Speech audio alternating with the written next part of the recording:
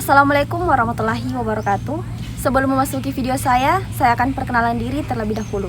Perkenalkan, nama saya Rosdiana R, nomor induk mahasiswa 0513191900, kelas 3E, mahasiswi Politeknik Pembangunan Pertanian Goa, program studi budidaya tanaman hortikultura. Baiklah, pada video saya kali ini, saya akan menjelaskan isi dari PowerPoint saya yang berjudul Ekonomi Manajerial, guna memenuhi tugas mata kuliah Manajemen Agribisnis.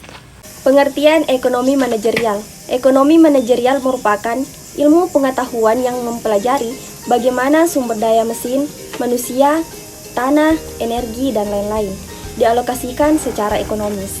Fokus bagaimana individual atau organisasi mengambil keputusan atas pertimbangan ekonomis.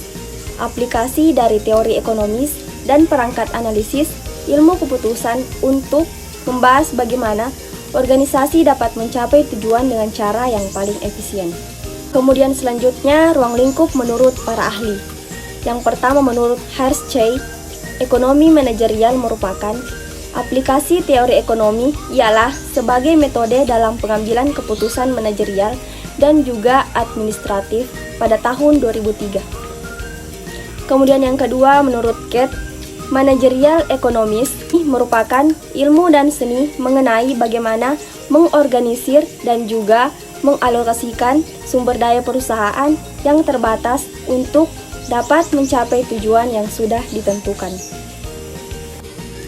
Adapun prinsip dasar ilmu ekonomi yaitu prinsip ekonomi memberi kita beberapa manfaat.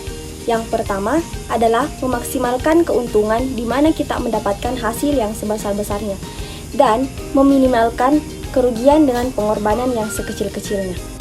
Prinsip ekonomi berlaku dalam 3 kegiatan ekonomi, yaitu produksi, distribusi, dan konsumsi.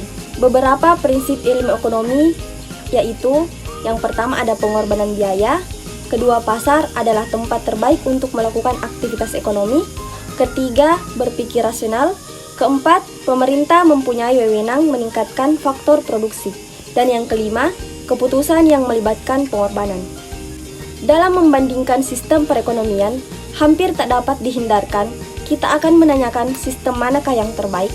Suatu catatan untuk peringatan, tak ada salahnya untuk membandingkan sistem yang ideal atau sistem yang murni, atau perekonomian yang sebenarnya, baik di antara sistem itu sendiri maupun antara sistem aktual itu dengan idealnya. Kemudian ada teori perusahaan.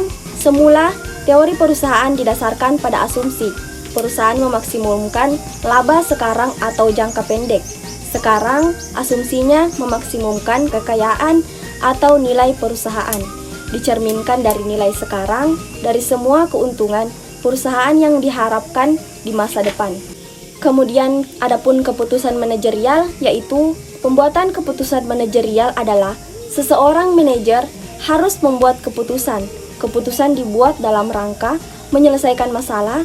Pembuatan keputusan dan penyelesaian masalah adalah proses berkelanjutan dalam hal evaluasi atau kondisi organisasi atau masalah yang muncul. Mempertimbangkan alternatif, membuat pilihan, dan tindakan-tindakan yang diperlukan sebagai bagian dari keputusan. Adapun kesimpulan dari video ini yaitu teori ekonomi menjadi salah satu dasar dalam pengambilan keputusan di dalam ekonomi manajerial.